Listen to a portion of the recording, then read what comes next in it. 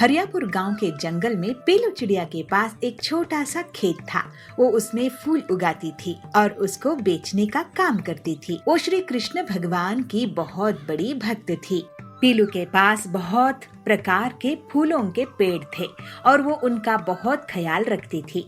सबसे पहले कृष्णा जी को फूल अर्पित करती थी और पूरी ईमानदारी के साथ बेचा करती थी। बेटी पीलू, रोज तू भगवान श्री कृष्ण जी को फूल अर्पित करती है। भगवान को ऐसे फूल बहुत खिलते हैं। क्या तेरी कोई मनोकामना है जो तू मांगना चाहती है? पंडित जी, मैं तो भगवान श्री कृष्ण को बिना स्वार्थ के मानती हूँ। सब कुछ उन्हीं का तो है। मेरे बगीचे के पूरे फूल उन्हीं के हैं। मुझे श्री कृष्ण को फूल चढ़ाकर बहुत अच्छा लगता है। ये तो बहुत अच्छी बात है बेटी। तू ऐसे ही उन्हें फूल भेंट करती रहा कर। ऐसे ही पीलू हर दिन अपने बगीचे के फूल को चुन कर लाती है और कृष्णा जी को उन खूबसूरत फूलों को अर्पित करती है। ऐसे ही एक दिन बारिश के मौसम में बहुत तेज बारिश होने के कारण पीलू सोचती है, क्या करूं, तेज बारिश हो रही है, कहीं उनके फूल खराब न हो जाए। मैं बगीचे में जाती हूँ। बिना श्री कृष्ण को फूल भेंट किए मुझे चैन नहीं आएगा। फिर पीलू हिम्मत करके तेज बारिश में भी भगवान के लिए फूल तोड़कर लाती है, लेकिन उसकी बारिश में भीगने की वजह से तबीयत खराब हो जाती है। बेटी, तू इतनी तेज बारिश में भी बगीचे गई। अब अपना ख्याल रखना, तभी तो कृष्णा जी को फूल अर्पित कर पाओगी। पंडित जी, भगवान कृष्ण जी की सेवा पर ही मेरा ध्यान है, चाहे जो हो जाए। फिर पीलू ठीक होकर अगले दिन खेत की तरफ जाती है। उसे एक बहुत अमीर आदमी बहुत बड़ी गाड़ी में आकर मिलता है। पीलू चिड़िया, तुम्हारे खेत बगीचे में बहुत अच्छे खूबसूरत फूल उगे हैं। ऐसे तो विदेश में भी नहीं मिलते। तुम हमारे लिए अपने बगीचा बेच दो, मैं तुम्हें मुंह मांगा दाम दूंगा। नहीं, ये बगीचा मेरी रोजी रोटी तो है, लेकिन इसमें जो फूल उगते हैं वो भगवान श्री कृष्ण जी को अर्पित किए जाते हैं, इसलिए मैं इसे नहीं बेचूंगी। ज्यादा सोचो मत, मैं तुम्हें 3 गुना दाम भी देने को तैयार हूँ। बोलो, क्या बोलती हो? अमीर बन जाओ, नहीं तो ऐसे ही गरीब रह जाओगी। देखिए सेठ जी, मैं पैसों की लालच नहीं करती हूँ। आपका शुक्रिया। तुमको डर नहीं है लगता हम जैसे अमीर सेठों से? मुझे आपसे कोई डर नहीं है। मुझे श्री कृष्ण जी ही मेरे रक्षक हैं। आप मुझे छोड़ दीजिए, कोई और बगीचा देख लीजिए। पीलू उस सेठ की नहीं मानती है और भगवान श्री कृष्ण जी को फूल अर्पित करने के लिए चली जाती है।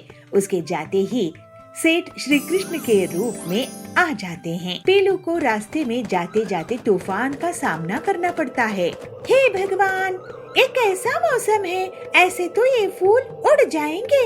मुझे तो इन्हें आपको अर्पित करना है। पीलू पूरी हिम्मत से फूल को ढक कर एक पेड़ के नीचे छुप कर बैठ जाती है। तूफान उसे हिलाने लगता है, लेकिन पीलू भगवान श्री कृष्ण जी को याद करती रहती है और वो तूफान थम जाता है। हे कृष्ण, अगर ये फूल तूफान में उड़ जाते, मैं अपने आप को कभी माफ नहीं करती। तभी उसके पलटते ही उसे श्री कृष्ण जी दर्शन देते हैं। कृष्णा जी भगवान, आप! पीलू, तुम तो इतने तूफान में, इतनी तेज बारिश में और पैसों के लालच में भी मुझे ही याद करती रही। तुम्हारी भक्ति कभी भी हटी नहीं। प्रभु, आप मेरे लिए सब कुछ है। मैं तो बस आपको फूल ही दे सकती हूँ। मुझे तो सिर्फ तुम्हारी भक्ति ही चाहिए पीलू। अब से तुम्हारी सारी परेशानी मिट जाएंगी, तुम चिंता मत करो। हे प्रभु, अब आप साक्षात आए हैं तो मैं आपको फूल माला अर्पित करती हूँ। फिर कृष्णा जी उसके फूल माला को पहन लेते हैं और आशीर्वाद देकर वहाँ से अंतर ध्यान हो जाते हैं और पीलू का जीवन हमेशा के लिए सुखी हो जाता है। उसकी गरीबी दूर हो जाती है और वो हंसी खुशी श्री कृष्ण जी की भक्ति करते हुए रहने लगती है।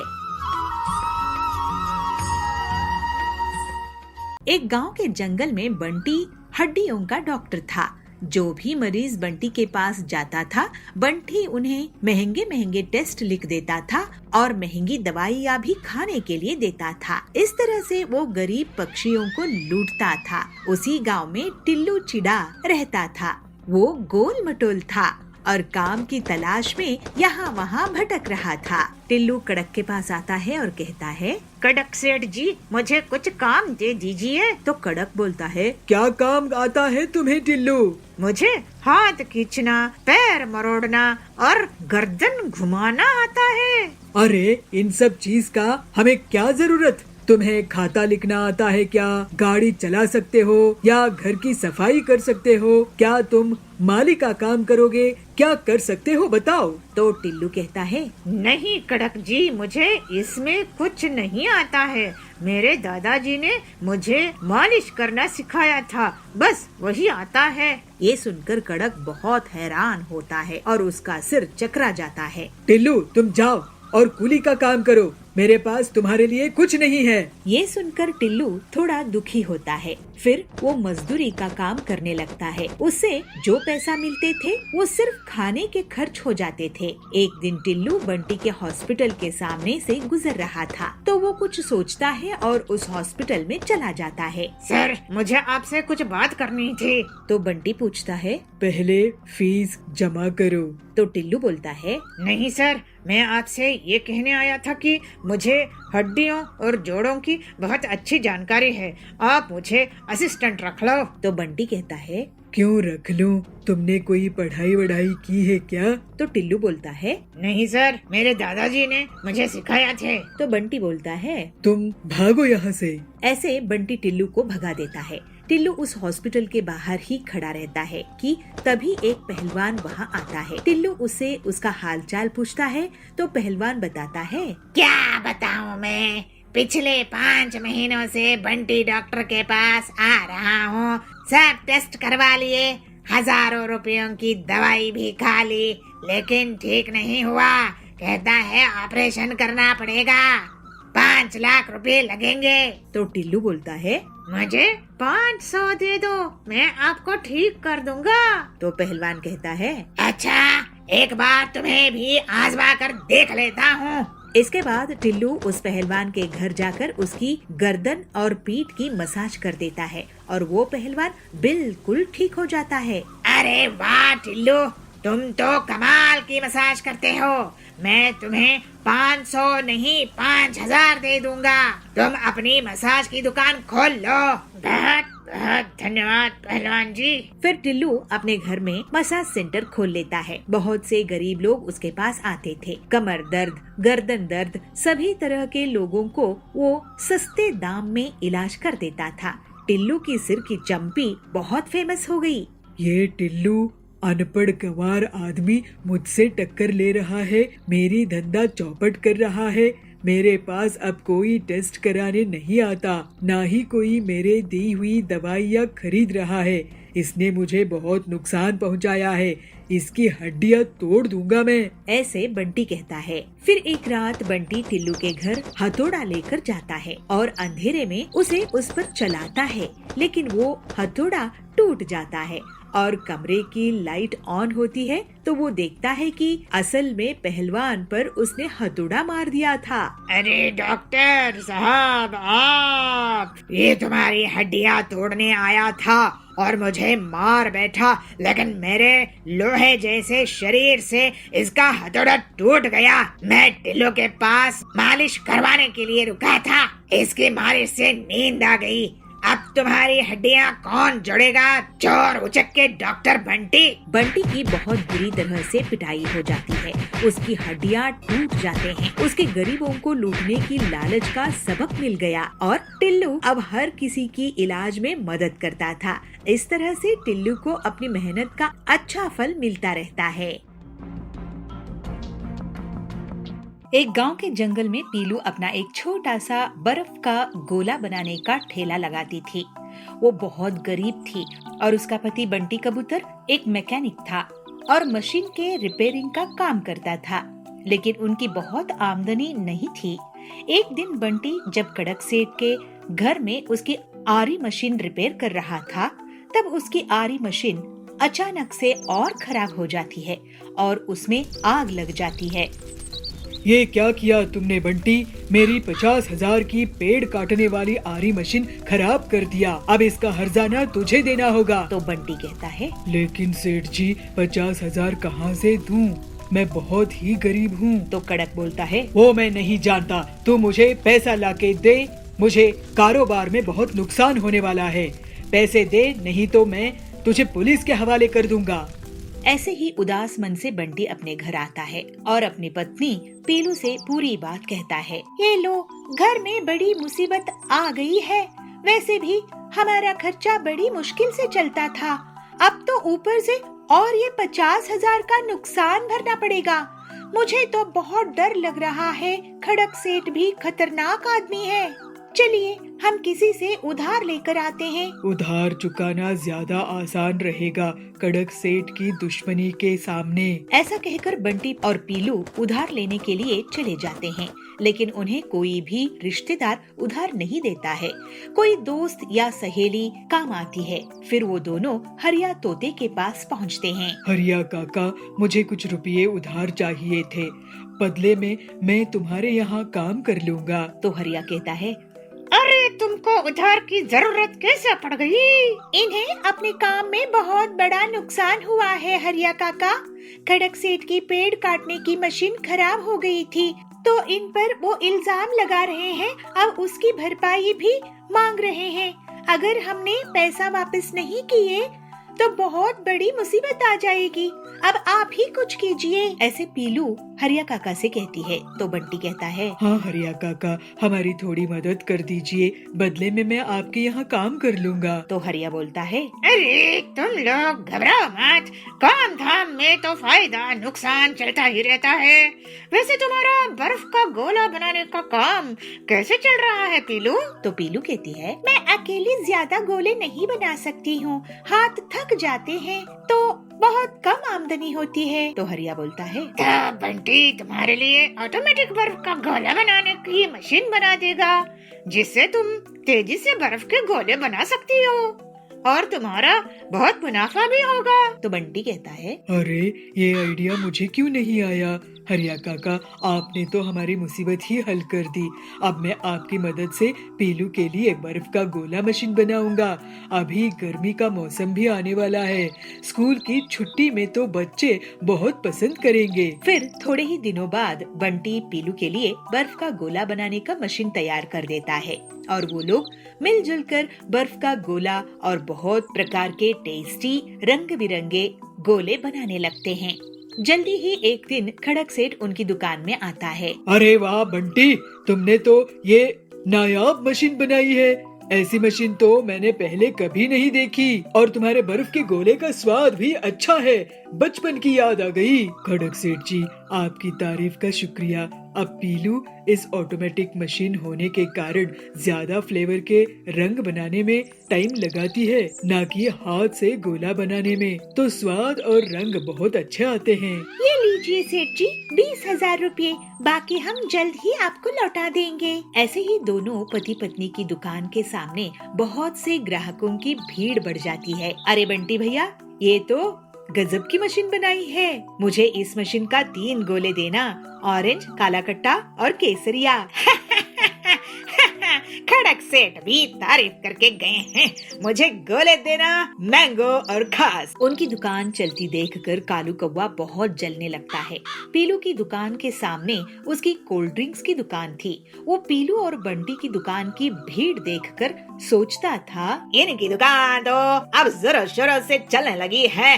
मुझे इसकी काट निकालनी पड़ेगी, नहीं तो ये लोग मेरी दुकान बंद करवा देंगे। ये मशीन में चोरी कर लूंगा। उसके बाद ये लोग खड़क सेठ का उधार भी नहीं चुका पाएंगे। फिर तो इन्हें जंगल ही छोड़कर जाना पड़ेगा। कालू उसी रात को पीलू और बंटी के घर जाता है और खिड़की से चुपचाप झांक कर देखता है। बंटी और पीलू आराम से सो रहे थे। कालू अंदर आता है और मशीन उठाने की कोशिश करता है, लेकिन गलती से मशीन को ऑन कर बैठता है, जिससे उस पर बर्फ की बारिश हो जाती है। वो भागने की कोशिश करता है, लेकिन बर्फ में फिसल जाता है और वो चीख उठता है। पीलू घबराकर उठती है और चिल्लाती है, चोर आया, चोर, चोर को पकड़ो, अरे कोई तो सहायता करो। बबलू बिना देखे कालू को डंडे से पीटने लगता है। ऐसा पीटूंगा कि सारी जगह सूज हो जाएगी। अरे ये तो कालू है। कालू भाई, आप हमारे घर इस मशीन को चुराने आए थे? तो कालू कहता है, अरे मुझे माफ कर दो, पहले ही ठंडी से बुरा हाल है। मैं तो तुम्हारी मशीन चोरी करने वाला था बंटी, क्योंकि तुम्हारे ऑटोमेटिक बर्फ गोला मशीन से मुझे कोल्ड ड्रिंक बेचने में बहुत नुकसान हो रहा था। अब बर्फ में फिसलने के बाद तो मैं काम करने लायक ही नहीं रहा। तो पीलू कहती है, आप मेहनत करते कालू भैया तो आज आपकी पिटाई खाकर ऐसी हालत नहीं होती। तो बंटी बोलता है, चोरी करने के बजाय तुम कहीं और दुकान ही खोल लेते कालू, तो मुनाफे में रहते। अब जंगल छोड़कर भाग जाओ, नहीं तो मैं पुलिस को बुला लूंगा। लेकिन वादा करो कि अब के बाद बदमाशी नहीं करोगे। कालू बंटी और पीलू को वादा करता है कि वो अब से पूरी ईमानदारी से काम करेगा। उसके बाद से बंटी और पीलू की बर्फ की गोले बनाने की मशीन से बहुत अच्छी कमाई होती है और वो लोग कड़क सेठ का उधार भी चुका देते हैं और हंसी खुशी रहने लगते हैं। आनंदपुर गांव के जंगल में पीलू रहती थी। वो एक गरीब चिड़िया थी और घर में ही अचार बनाने का काम करती थी। उसका पति बंटी कबूतर उसकी मदद करता था और बाकी टाइम वो ऑटो चलाता था। दोनों पति पत्नी हनुमान जी की भक्ति करते थे और उन्हें हर दिन लाल फूल और लड्डू भोग में लगाते थे। पीलू हनुमान जी की पूजा करने के बाद एक टोकरी में अचार लेकर बाजार में बेचा करती थी। एक दिन बंटी काम से लौट रहा था, तभी उसका एक्सीडेंट हो जाता है और उसके पैर के साथ साथ उसका ऑटो भी टूट जाता है। देखो पीलू, हमारे घर बहुत बड़ी मुसीबत आ गई है। मेरा ऑटो टूट गया है, मेरा पैर टूट गया है, लेकिन हनुमान जी की भक्ति करना नहीं छोड़नी है हमें। आप सही कह रहे हैं जी, जब हम सुखी थे तब तो अच्छे से भक्ति करते थे। अब थोड़ा दुख आया है तो हनुमान जी से शिकायत नहीं करेंगे, लेकिन हमारे घर का खर्चा मुश्किल से चलता है। अब किराया, दवाई और किराने की खर्चा निकालना मुश्किल हो जाएगा। मुझे तो आपकी बहुत फिक्र है जी।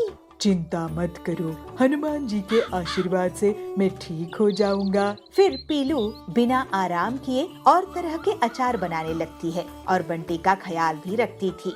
दोनों पति पत्नी अच्छे से हनुमान जी की पूजा किया करते थे। फिर पीलू अचार बेचने जाती थी। एक कालू कौवा पीलू की दुकान के सामने अपनी भी अचार की दुकान लगा लेता है, लेकिन वो महंगा और खराब क्वालिटी का अचार बेचता था। अचार ले लो, अचार, आम के, नींबू के, आंवले के, खट्टे मीठे, तीखे अचार। ऐसे ग्राहकों को पीलू बुलाती है। वहाँ पे बबली आती है। आम का अचार कितने कितने का दे रही हो पीलू? बबली सेठानी जी, सिर्फ 50 रुपए की एक बोतल है। मेरे पास तो 12 तरह की अचार है। अरे वाह, अचार से तो बहुत अच्छी खुशबू आ रही है। तो हरी तोती वहाँ आती है। पीलू, ऐसी अचार तो बड़ी बड़ी दुकानों में भी नहीं मिलती है। जी हरी मैडम, मैं इन्हें घर में बनाती हूँ, इसीलिए अच्छे क्वालिटी के तेल और मसाला इस्तेमाल करती हूँ। आप एक बार लेके देखिए, आपके घर में सबको बहुत पसंद आएगा। बहुत बढ़िया पीलू, मुझे आंवले का आधा और मिक्स अचार 1 किलो दे दो। हाँ, मुझे आम और नींबू के 1-1 किलो। इस तरह से पीलू की अचार वहाँ के औरतों को बहुत पसंद आने लगता है और उसकी अब अच्छी कमाई होने लगती है। लेकिन इस बात से कालू बहुत दुखी होता है।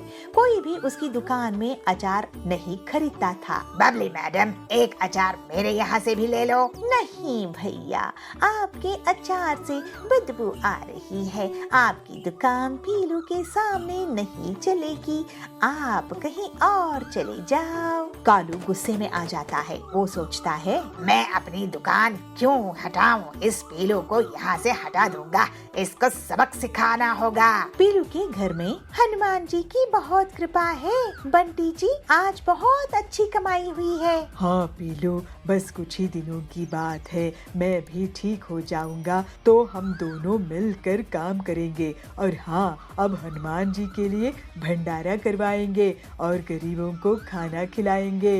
जी सही कह रहे हैं आप। चलिए हनुमान जी की आरती कर लेते हैं। पीलू और बंटी हनुमान जी की पूजा करते हैं, उन्हें लाल फूल की माला भेंट करते हैं और लड्डू भोग लगाते हैं। लेकिन वो नहीं जानती थी कि कालू कौवा पीलू की अचार बिकने से बहुत परेशान था। इस पीलू के कारण मेरी बहुत बेइज्जती हुई है, मैं इसके अचार को खराब कर दूंगा। रात के समय जब सो रहे थे तब कालू चुपचाप पीलू के घर में घुस जाता है और देखता है कि दोनों पति पत्नी सो रहे हैं। वो केमिकल का पैकेट लेकर अचार में छिड़कने के लिए जाता है और अचार में केमिकल डाल देता है। इससे बहुत तेज सड़ने की बदबू आने लगती है। पीलू और बंटी जाग जाते हैं। कालू, तुम मेरे घर में कैसे घुस आए? तुम मेरे पूरे अचार को सड़ा दिए हो। कालू, तुम्हें मैं पुलिस में पकड़वा दूंगा। तू वैसे भी टूटा फूटा हुआ है, मैं तुझे और तोड़ दूंगा। फिर तू और तेरी पत्नी भीख मांगना मेरे अचार की दुकान के सामने। मैं तुम्हें कुछ रूखी सूखी रोटियां दे दिया करूंगा भीख में। कालू गुस्से में बंटी और पीलू को मारने के लिए आगे बढ़ता है। तभी वहाँ पर हनुमान जी प्रकट होते हैं और कालू को उठाकर हवा में गोल गोल घुमाने लगते हैं और उसकी अपने गधा से बहुत पिटाई कर देते हैं। कालू बहुत डर जाता है। पीलू और बंटी हाथ जोड़कर खड़े रहते हैं। मुझे माफ कर दो, मुझे माफ कर दो हनुमान जी। तो हनुमान जी कहते हैं, तू मेरे भक्तों से माफी मांग जिनको तू खत्म करने वाला था। मुझे माफ कर दो पीलू बंटी। फिर हनुमान जी कालू को जंगल के बाहर फेंक देते हैं। हनुमान जी आपकी जय हो। बेटी पीलू, तुम दोनों ने इतनी गरीबी देखी लेकिन मेहनत करने और मेरी भक्ति करना नहीं छोड़े। हर समय मुझे ही याद करते रहे और गरीबों की सहायता करने की सोचते रहे। मैं तुझे आशीर्वाद देता हूँ कि अब से तुम्हारे सब दुख दूर हो जाएंगे। फिर हनुमान जी वहाँ से अंतर्ध्यान हो जाते हैं और कुछ ही दिनों में आसपास के गांव में भी पीलू से अचार खरीदने के लिए लोग आने लगते हैं। मुनाफा बढ़ जाता है। पैसे आने से पीलू अपनी पति को बहुत अच्छे से इलाज करवा लेती है और ठीक होने पर वो भी उसके काम में लग जाता है। फिर दोनों पति पत्नी हनुमान जी के लिए भंडारा लगवाते हैं। इस तरह से अब उनकी गरीबी दूर हो जाती है और वो हंसी खुशी रहने लगते हैं।